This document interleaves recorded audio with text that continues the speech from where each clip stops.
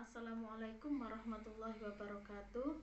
Saya Dewi Nurholila, peserta PPG dari Winhas Jember GKMI 3.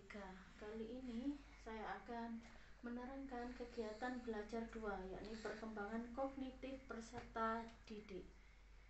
Di sini ada skema yang mana perkembangan kognitif peserta didik itu ada definisi kognitif peserta didik dan ada tahap-tahapannya, yakni tahap sensori motorik, 2 tahap praoperasional, 3 tahap operasional, 4 tahap operasional. Kemudian karakteristik kemampuan proses kognitif.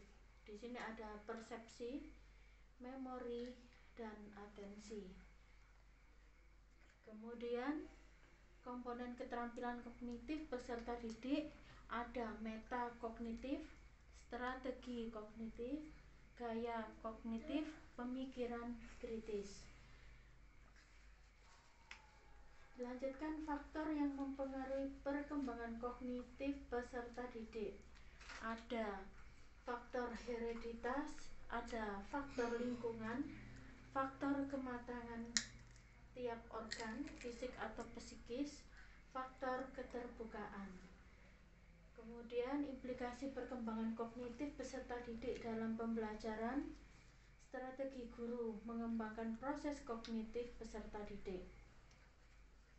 Di sini ada ajak fokus, membuat isyarat, menggunakan media dan teknologi, mengubah lingkungan, menghindari perilaku yang membingungkan, dan menata informasi. 7 melatih strategi mnemonik.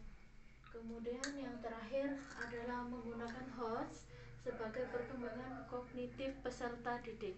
Nah, kali ini kita akan mengupas satu persatu dari skema tersebut. Kita mulai dari definisi kognitif peserta didik. Perkembangan kognitif peserta didik adalah perkembangan peserta didik dapat beradaptasi dan menginterpretasikan objek serta kejadian-kejadian di sekitarnya. Kognitif itu sendiri biasanya umumnya disebut juga pengetahuan. Sekarang tahapan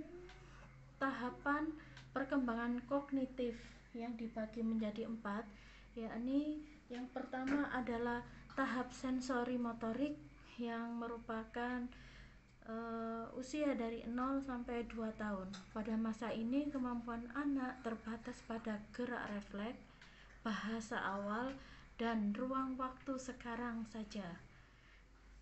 Kemudian tahap praoperasional yang merupakan usia peserta didik atau anak usia 2 sampai 4 tahun. Pada anak mulai mengembangkan kemampuan menerima stimulus secara terbatas. Kemampuan bahasa mulai berkembang. Ini tahap operasional sekarang.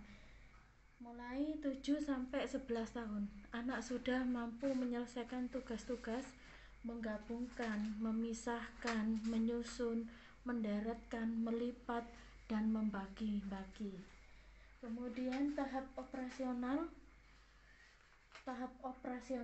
formal usia 11 sampai 15 tahun. Pada masa ini anak sudah mampu berpikir tingkat tinggi seperti berpikir secara deduktif, induktif, menganalisis, mensintesis, mampu berpikir secara abstrak dan secara reflektif, mampu memecahkan berbagai masalah. Kemudian dilanjutkan karakteristik kemampuan proses kognitif peserta didik. Yang pertama adalah persepsi. Yang kedua memori, atensi. Apakah persepsi itu? Persepsi adalah menggunakan pengetahuan yang telah dimiliki untuk memperoleh suatu rangsangan, dan rangsangan yang diterima oleh sistem alat indera manusia. Meskipun persepsi bergantung pada indera manusia, proses kognitif yang ada pada diri manusia akan memungkinkan terjadinya proses penyaringan, perubahan, modifikasi dari stimulus yang ada. Yang kedua adalah memori, ingatan. Memori adalah suatu kognitif manusia yang mempunyai sistem penyimpan informasi atau pengetahuan. 3. Atensi, yang merujuk pada konsentrasi terhadap suatu tugas mental di mana individu mencoba untuk meniadakan stimulus lain yang menanggapi.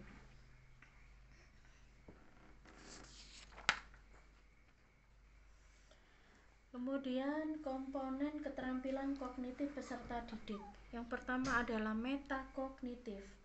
Yang dimaksud dengan metakognitif adalah pengetahuan dan kesadaran tentang proses kognisi atau pengetahuan tentang pikiran dan cara kerja. Yang kedua adalah strategi kognitif. Strategi kognitif merupakan salah satu kecakapan aspek kognitif yang penting dikuasai oleh seorang peserta didik dalam belajar. Yang ketiga adalah gaya kognitif.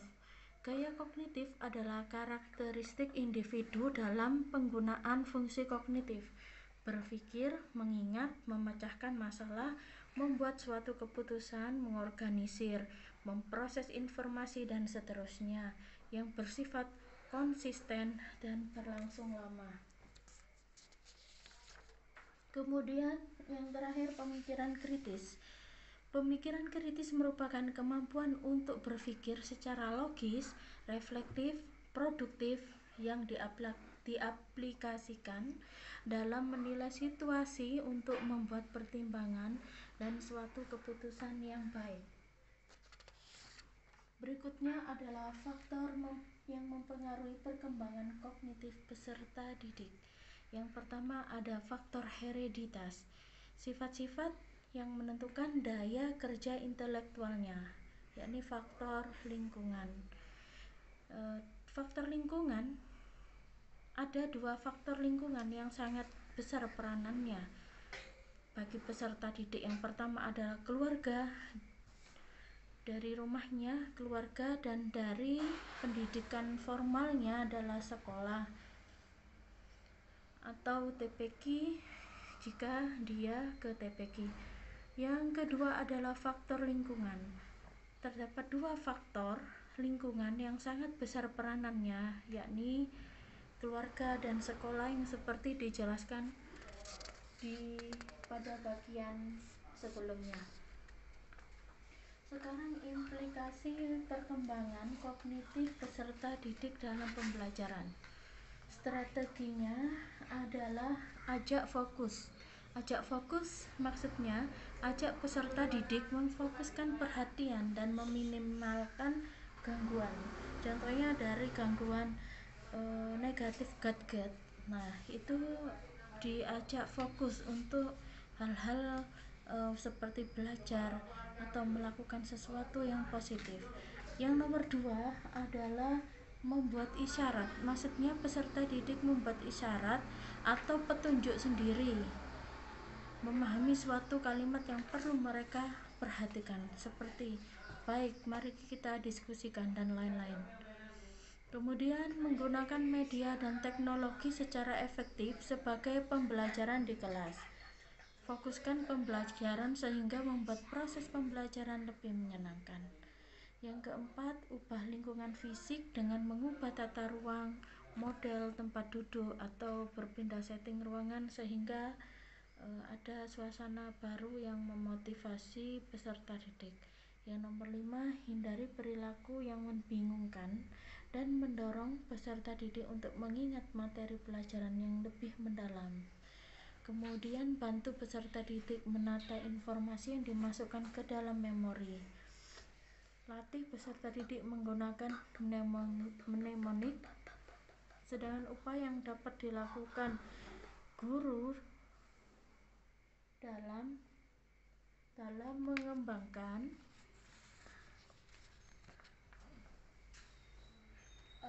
perkembangan kognitif peserta didik adalah yang terakhir menggunakan HOTS. Nah, HOTS di sini apa HOTS? Kita kupas apa itu HOTS.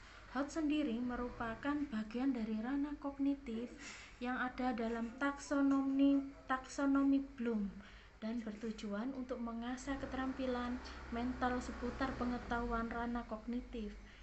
Nah, di sini ranah kognitif versi Bloom kemudian direvisi oleh Laurin Anderson, David Carwall dan kawan-kawan pada tahun 2001.